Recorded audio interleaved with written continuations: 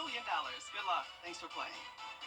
Expect a cold and rainy day tomorrow with temperatures just above freezing, so I'm not expecting any winter weather. Maybe a few flurries here and there Wednesday night into Thursday morning. And I'll break down all the details, plus a look at our warm-up next week coming up. Right now on News Channel 6 at 11, a busy day of cleanup after a tractor trailer spilled hazardous materials in Columbia County. Where things stand tonight. Also ahead, revamping the rule book for development. Aiken leaders asking for feedback as your news at 11 starts now. Live from Television Park, this is WJBF News Channel 6 at 11.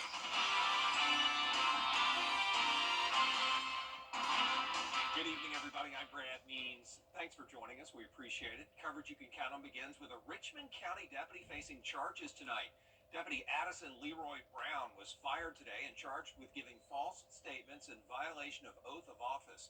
Here's what the sheriff's office tells us. The charges stem from an incident February 15th. A review of body cam footage during an internal investigation revealed inconsistencies that led to these charges. Keep it on News Channel 6 for more on this developing story as info comes in. But first, coverage you can count on continuing with a day of cleanup in Columbia County. Crews called out after an accident involving a tractor trailer carrying hazardous materials. Here's Graham Lee. Just a few minutes from Harlem High School, hazmat crews worked late into the day on Tuesday to clean up the mess left behind. The truck wasn't placarded, and come to find out it was carrying 40,000 pounds of wet battery. Investigators say the tractor trailer turned over around 8 o'clock Monday night on the exit roundabout off Highway 221. It didn't take long for firefighters to arrive on the scene. Once they found out what they were dealing with, they set up a zone, a perimeter to keep everybody back. And then we had the record company separate the tractor from the trailer. Hazmat were also brought in because the truck was carrying batteries and sulfuric acid. The materials are dangerous, but officials say problems with transporting them do not happen often. The shipment of hazardous materials is safe. They take all kinds of precautions to ship these materials up and down the interstate and in the air and everywhere else all the time. But accidents do happen. No one was harmed or injured, but as a requirement, the driver has been drug tested by the Georgia Department of Transportation. Coleman says that's why drivers need to be extra careful since you never know when an accident can happen. Just whenever you see a traffic accident, especially on the interstate, you need to reduce your speed and follow the directions of lane changes or whatever, and just slow down and be very mindful of the people that's out there working, because like last night, it was nighttime, so luckily we wasn't on the interstate, we was on a highway, so speeds were much lower. But on the interstate itself, high speeds can get first responders killed quick. While safety is being encouraged, authorities are still investigating how the accident happened. In Harlem, Graham Lee, WJBF, News Channel 6. Also, the Columbia County Sheriff's Office telling News Channel 6 tonight that all is clear, that roundabout is good to go. It is time now for a first check of our weather. For that, let's check in with our chief meteorologist, Jenna Petracci. Things are going to get kind of busy in the morning, I'm thinking. Yeah, so it's dry for now, but that'll change within the next 6 hours or so. So right now on our Terry Lambert Hyundai Skyview cam, looking at Wellstar MCG Health, you can't tell, but it's definitely cloudy out there. And as for our temperature change map, you can see the clouds are keeping temperatures a bit warmer than they were last night. So this morning we started out very cold with a low of 28 degrees, but now we're still in the upper 30s to low 40s, and the temperatures won't change that much as we head into the overnight hours. Augusta at 39, 41 in Evans, Millen at 42. Aiken, you're also sitting at 41 degrees, 42 in Wrightsville, and 40 in Lincolnton. The winds are coming in light. We're mostly seeing an east wind, now 6 miles per hour in Edgefield and Aiken. Otherwise pretty calm. And as for our satellite and radar, that high pressure that kept us dry over the past couple of days is moving up the east coast, and we have this low pressure system moving in. So widespread snowfall here across Kansas, Illinois over towards Tennessee. That'll be impacting North Carolina and maybe some of this winter mix even into northern Georgia and the upstate. So for tomorrow morning, we will see rain around here in the CSRA, cloudy skies, but the temperatures are keeping us from seeing any winter weather as we will be in the mid to upper 30s, so above freezing. Now we will drop to below freezing on Thursday morning, and Wednesday night into Thursday morning, maybe a few flurries possible, but for the most part, this is just a cold rain, and then we're getting even colder on Friday morning with a low of 21. I'll have your full Viper 6 forecast coming up in the next few minutes, but back to you, Brad. All right, Jenna, thanks. Big changes could be coming to the way development happens in Aiken. The Richmond County School Board voting on whether it will opt out of a homestead exemption. Voters approved that measure back in November. Isabella Moody, live in our studio now with the story. 4 school districts in our area have the choice to opt out of House Bill 581. Each one had 3 informational meetings hearing from the community about their opinions on the matter. Tonight, the Richmond County Board of Education voted whether to stay in or out. Governor Brian Kemp signed this bill last April to give homeowners tax relief. The statewide bill includes a floating homestead exemption, which puts a cap on property taxes in the county, but could put a limit on school funding and local government. Our concern with that is not necessarily an immediate. Our concern is long range and what impact that would have on our school system. So our concern with the increase of the exemptions long term is it could potentially limit, ability to collect taxes in future years. And our concern with that is our goal is quality programs, hiring staff. The Richmond County Board of Education has chosen to opt out of homestead exemption with a 9-1 vote. In future years, it would limit assessments based on the inflation rate.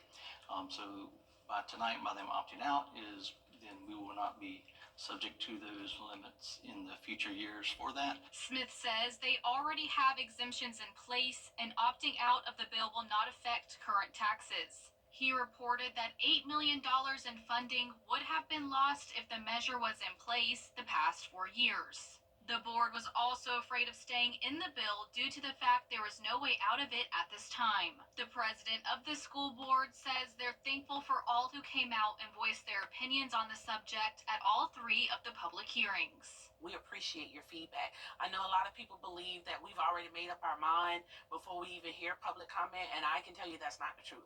And I know, speaking for our board, that we want to make sure that we're good stewards of our budget. We want to make sure that we're good stewards over the policies that we have, and that we have an understanding of what is best for our students. March 1st is the last day to opt out. Columbia County has also opted out of House Bill 581.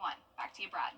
Izzy, thanks. Augusta getting set to move forward with renovations at a city park without, and it's coming up, a day of celebration for a program that truly gives young people a second chance at success. Details after the forecast. And the clouds are increasing today as we have a low pressure system moving our way tomorrow. That will bring a wet setup tomorrow morning with chilly temperatures but staying above freezing. And then we're warming up big time next week. I'll have your full forecast when we return. You're feeling the live Viper 6 Skyview Network, sponsored by Terry Lambert Hyundai. Now, your most accurate forecast with WJBF Live Viper 6. Welcome back. Here's a live look at our Terry Lambert Hyundai Skyview cam in Swainsboro. It's cloudy here as well with calm winds. We're sitting in the upper 30s in Augusta. Winds are calm here as well. Dew point of 34. Visibility is good. And our temperatures are expected to stay above freezing tonight, especially down south of Augusta. We'll really be only staying down in the low 40s. So the temperatures are not going to change too much overnight. The cloud cover is acting like a blanket, keeping the Tuesday a little bit warmer, but we definitely have some cold weather out to the west of us with below freezing temperatures in this area of snowfall. Winter mix across the state of Arkansas, and then scattered showers from Louisiana even over into the Florida Panhandle now. So this is all ahead of a warm front, and we're going to see those impacts tomorrow. So heavy rain will be possible in our area. Winter mix very close by, impacting the upstate and parts of northern Georgia, and we can't rule out the possibility of a few flurries here and there, primarily Wednesday night into to maybe Thursday morning, and that will be in the county shaded here. But still don't get too excited, just a 20% chance of that winter mix. And if we do see anything, it will be very brief and it will not accumulate on the ground. So our lows tonight are definitely going to stay above freezing from around 37 to 41 degrees with the overcast skies. Overcast throughout the day tomorrow with high temperatures on the cooler side for sure, from 42 to around 48 degrees. So no one is getting to the 50-degree mark tomorrow, and we'll see rain between the hours of 6 a.m. to 2 p.m., then staying cloudy the rest of the day. So here's our future cast. Rain impacts our western counties first. It's going to be widespread rain by 10 a.m., continuing until around noon. Some heavy downpours possible at times, but we're not really seeing any pink or blue here on our future cast, indicating that snowfall potential. But things could change a little bit as temperatures get cold and possibly below freezing by around midnight going into Thursday. Notice we are seeing some pink here, indicating a bit of a mix. And then this continues into Thursday around 10 a.m. as well. Saluda County showing the same thing. So I'd say it's still possible here from Wilkes County over to McCormick, but our future cast models are more so showing that opportunity of winter mix from Saluda down to Aiken and Barnwell. But once again, even that chance is very low. So the future cast rainfall totals continue to get lower and lower. Looks more likely that we'll just see a light rain more so than a heavy rain, so staying under a quarter of an inch. And we'll still be watching those temperatures very closely tomorrow to let you know if there will be a changeover to that winter mix.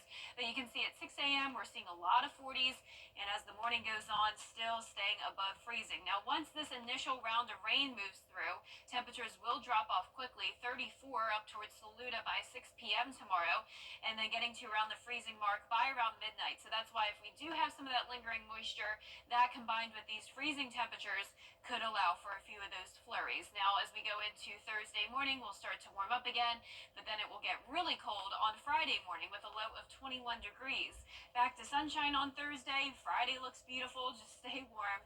Partly cloudy and dry over the weekend as we warm up just a tad. And then next week, a huge warm up with high temperatures back to the 70s and lows into the upper 30s and low 40s. All right, thanks, Jenna. We appreciate that. Students in the Richmond County Juvenile Court Thrive Enrichment Program are taking steps toward a better future. That program's giving teens in the system a chance to turn their lives around through its GED program.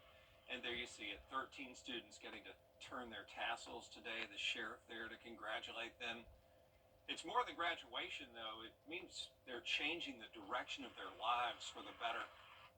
I'm hoping to go to the Air Force and, do a cooking job, and hopefully I can build from there and start my own entrepreneurship. Probably entrepreneurship, probably starting my own business or something, but I have to look more into it. Yep, the future looks bright. If you know somebody who'd like to become a part of the Thrive Enrichment Program, you can find information at WJBF.com. Still ahead, an investigation underway after that Delta plane crash in Canada. The latest after the break for you. But first, the winning numbers from tonight's South Carolina Lottery. Pick 3, 5, 0, 5. Pick 4 tonight, 4439. The fireball was 0.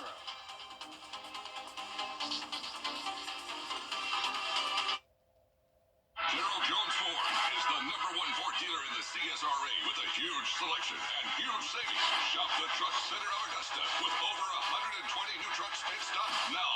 Find discounts of more than $11,000 off MSRP and rates as low as 0% APR for 72 months on select models. Or drive a new Explorer with $8,900 off or a new Expedition with over $15,000 off. Get these deals while they last at Gerald Jones Ford.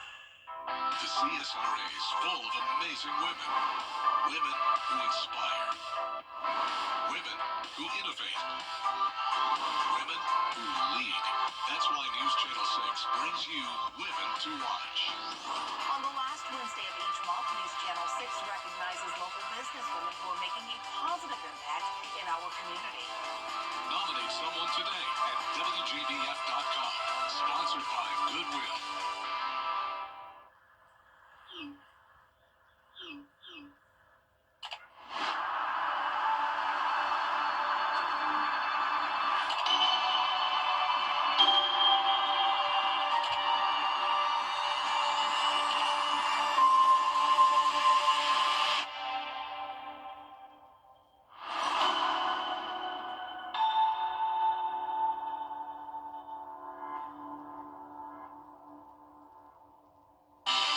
is a special night for high schoolers, a chance to create memories that will last a lifetime. But for some families, the financial burden can be overwhelming. Join News Channel 6 as we present The Giving Gown, devoted to making sure that all young women feel beautiful on prom night. Donate a gently worn prom dress, shoes, and accessories at Television Park in Augusta. The Giving Gown, proudly sponsored by Bridgestone, Aiken Regional Medical Centers, and News Channel 6. Let's face it, news is Coming up, Butler and Laney squaring off in the first round of the state tournament. We have post-game highlights and reaction in sports.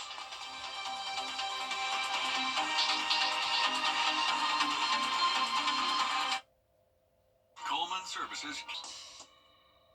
The WJBF Live Viper 6 Skyview Network is sponsored by Terry Lambert Hyundai. Low prices, big selection, and committed to quality customer service. Now, WJBF sports coverage you can count on. The Butler Bulldogs hosted the Laney Wildcats in the first round of the girls' Georgia High School Association State Tournament. At the end of the third quarter, Shaquita Gaffney double-teamed, misses the shot, but gets her own rebound plus the putback. Then Memory Rhodes drives to the basket. She banks the running floater. Butler leads at 48-35 to start the fourth quarter. Bulldogs on offense now. Renaya Curry finds Taylor Bird, who can't get it to go, but Swarmer Bulldogs trying to get the rebound, but then it gets the friendly roll. Butler cruises to a 66-42 victory, moving on to the second round of the state tournament. Some of our bench players stepped up. We were passing the ball, sharing the ball a little more tonight, working on different defenses to prepare us for the next round. It's win or go home, so the mentality is bring it all, leave it all on the floor. It's whoever's the best that night, and so that's the mentality we have going into Friday's game. In the girls' 2A region, Josie's Carrie Fluellen was named the Player of the Year. She surpassed 1,000 career points this season, and she led the Eagles to a 2A region title and a 21-3 overall record. Josie's Nichelle Chapman was also named the 2A region Coach of the Year. Josie's Zamaya Jenkins and Thompson's Tylasia Lattimore were named the 2A region Co-Defensive Player of the Year. And over to the boys' side, the Cross Creek Razorbacks are preparing for their first-round state tournament game against Lafayette. Head coach Lawrence Kelly led his team in a Tuesday afternoon practice to prepare for their game Wednesday night. The Razorbacks proving to be one of the best teams in the CSRA this season, going 25-2 overall and undefeated in region play. They're hoping to not only make a deep run in the state tournament, but to capture another state title. Biggest thing is just make sure we stay true to us playing Cross Creek basketball. Make sure we run our sets like we're supposed to. Defensively, make sure that we adjust how we need to adjust to the opponent that we're playing. And just make sure that we're playing together. That's the biggest thing. Playing together, like I tell the guys, enjoy the game. I got 4 seniors. Like I said, this is their last run. So we definitely trying to sit there and make sure that we send them out on a good note. Tip-off set for Wednesday, 7:30 p.m. at Cross Creek High School. And everything else you need to know with our brand new show, 6 Sports Saturday. Gabriel Stovall and I will get you ready for the weekend ahead. We'll take you behind the scenes to meet the people who make the big moments in the CSRA sports scene. The third episode of 6 Sports Saturday starts at 9:30 a.m. right after Good Morning Augusta. And in college hoops, South Carolina traveling to LSU, searching for that first win in SEC conference play. Colin Murray-Boyles led the Gamecocks with 8 points in that first half. The Tigers were up 41-27 at halftime. They go on to get the 81-67 win. That's it for sports. We'll be right back.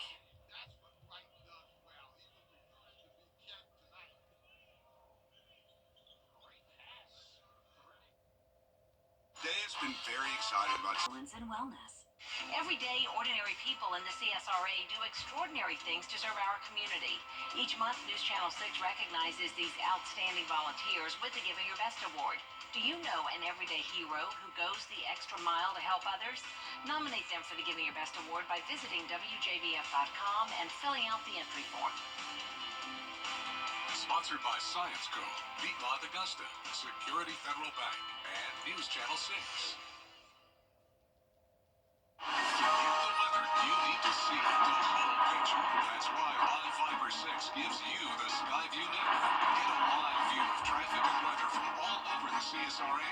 Available online 24 hours a day at WJBF.com and the free live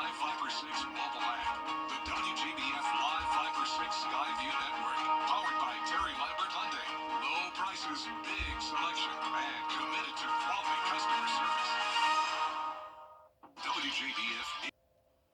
Rain tomorrow morning from around 6 a.m. to 2 p.m., a low of 36, high of 46, back to sunshine on Thursday, getting very cold Friday morning, but then we're warming up next week.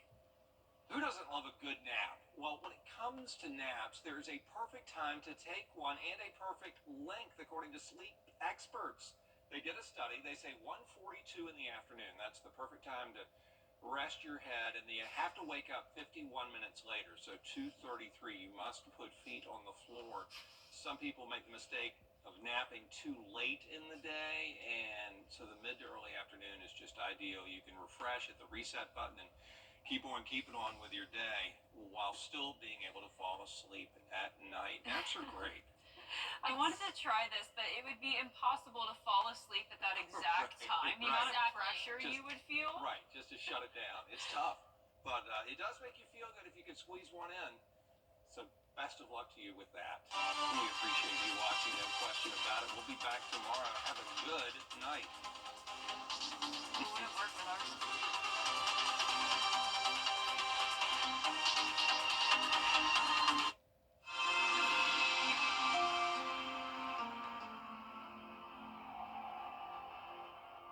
The network just hit